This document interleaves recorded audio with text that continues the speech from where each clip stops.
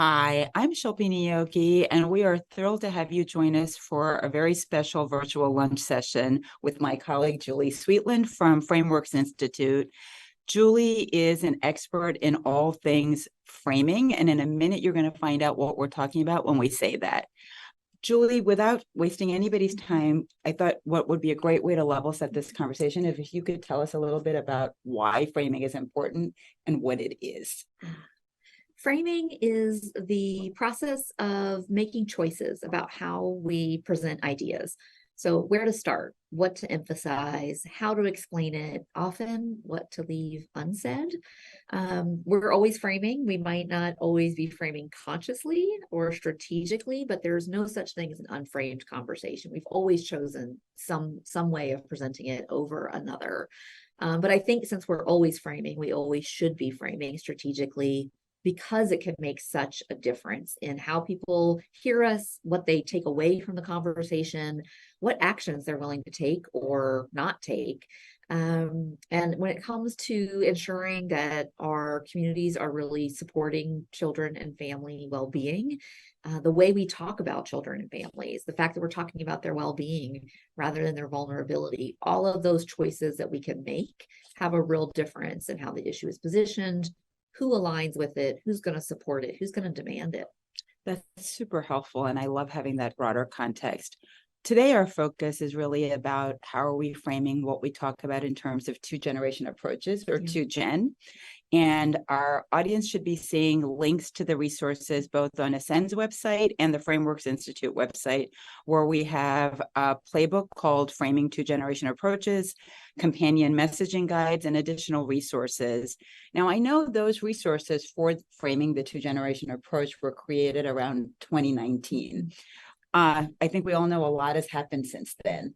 Can you talk to a little about the research that guided it in 2019 and how we know if things have changed or if it's still working? Absolutely.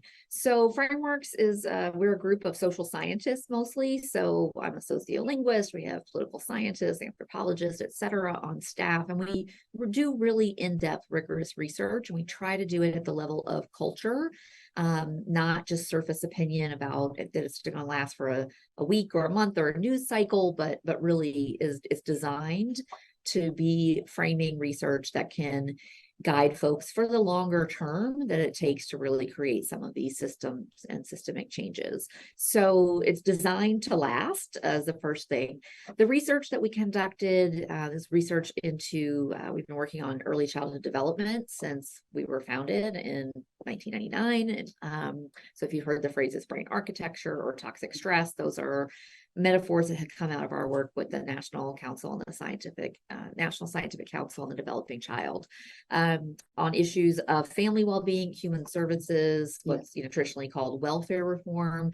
That was research done in 2015 and 2016 with the National Human Services Assembly. So there we got really deep into how Americans think about financial supports, all sorts of supports for families that are economically marginalized or experiencing other forms of marginalization.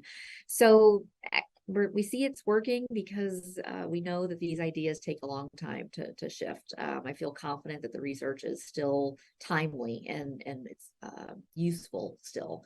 We've seen it take up in lots of places. I could tell you more about that, but I'm not sure. Is that what your question was getting to? Okay. Yes. So I think last year, no, time moves slow. It moves strangely these years. Yes. In 2021, we did a review.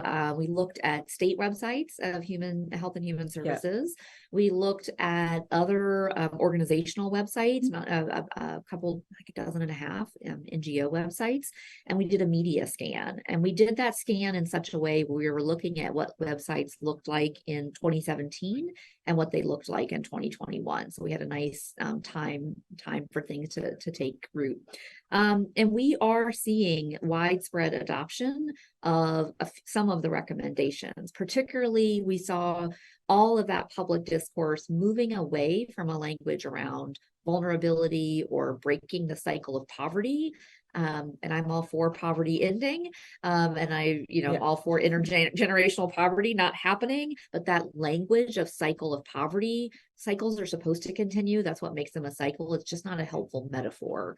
It also brings people into this mindset of all the cognitive baggage they have with the term poverty, right? So we believe it's really important to lead with the idea of human potential, families thriving, and that we're building family well-being. So paint the vision of what is possible and what you're going for. And a little bit of earlier today, in sessions, Yeah. we were talking about the importance of starting from an asset-based frame. Absolutely. Right? Looking at family strengths, looking at their lived expertise. Yes. And that's where we want to start the conversation. Exactly. So it sounds to me like a lot of the things that we've learned through the framing research and through the framing guidance is that if you start with that sort of strengths-based mindset and really honoring lived expertise, you're going to bring more people into the conversation and want to join you in kind of making that change. Exactly. So it starts on a much more positive note. Yes. These days, our most communications challenges are not to convince people that a problem exists, it's to convince them that it can be solved. And so starting with that positive vision of where we want to go to is much more effective, we found in our research, but also in people's use of this work. So we're seeing that frame of human potential, thriving, and family well-being all over the place. I even saw it just in GQ last week. So tell me about that. Well, it was Jamal Bowman was being interviewed, and he was talking about a range of issues in the work that he's doing, but the headline was Jamal Bowman talks about building well-being in marginalized communities, and so that phrase, building well-being, yes, could have 10 years ago, I think it would have been tackling poverty, right, or reaching out to the most vulnerable. So we're seeing that sort of work. Anyway, we're seeing some of the language seep into even headlines and seep in, and also be stylish. Yes, right, right. Yeah. So I'm going to encourage the audience to be sending in questions, and so we can have Julie take your questions, and hopefully the iPad that I'm using to get your questions will work in a quick second. As we're waiting for your questions, which I'll turn to momentarily, I am going to ask Julie a couple of questions that I think can help, like the GQ one, bring this to life. Where are you seeing organizations that are using this framing language to kind of really good effect, to kind of as models that we can learn from?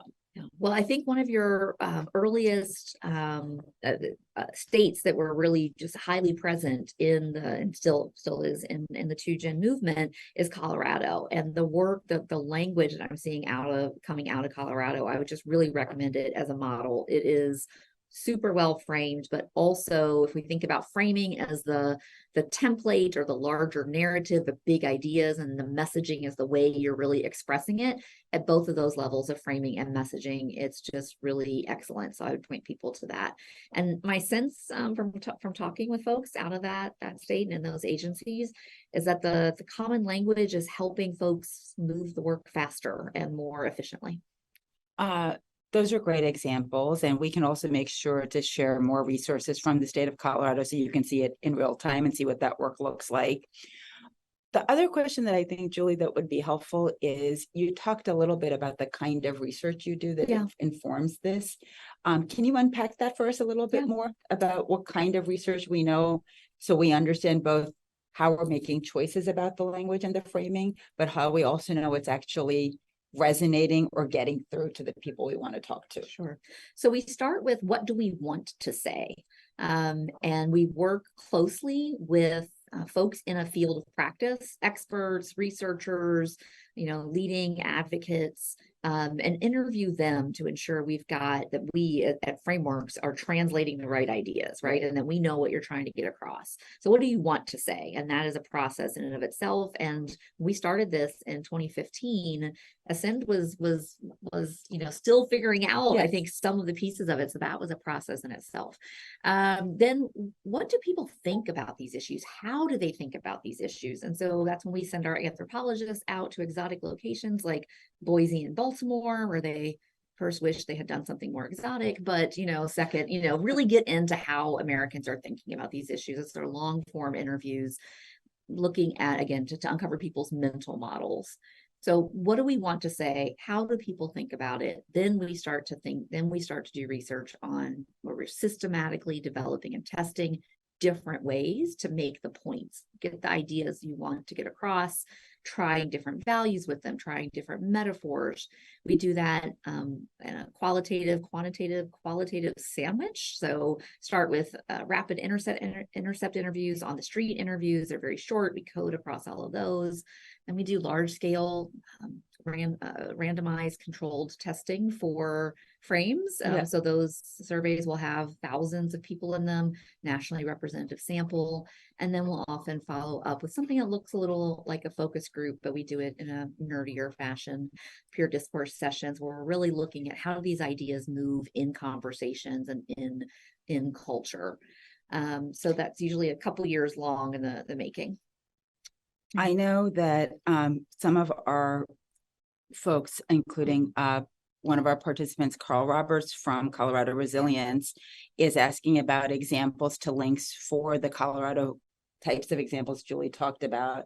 And I think what we can do is do two things as a follow-up. One is make sure we share links to some of the Colorado agencies that are working across the way. If there's a new cabinet in Colorado that's looking cross agencies for ensuring that the services and supports families need go directly to them. So we'll share the agency links, and then we'll also make sure to share a few examples of particular resources the agencies are using.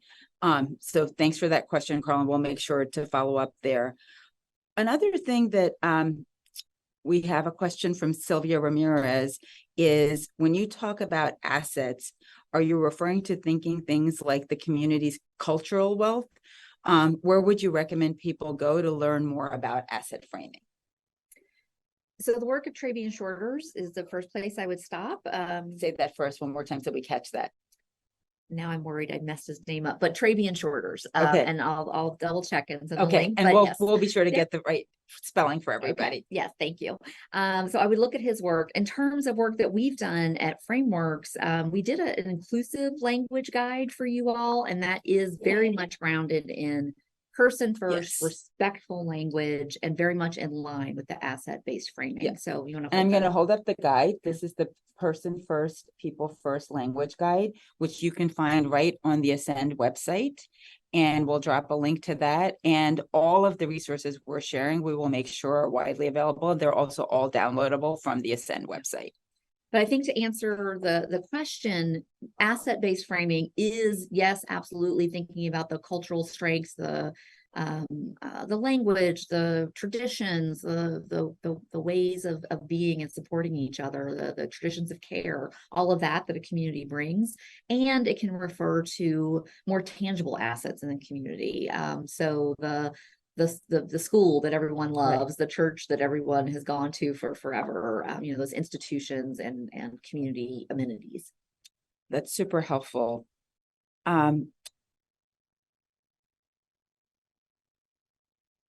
Folks are also really interested in learning more about how you move from taking the guidance and applying it, right? So how do we move from taking Frameworks uses some examples.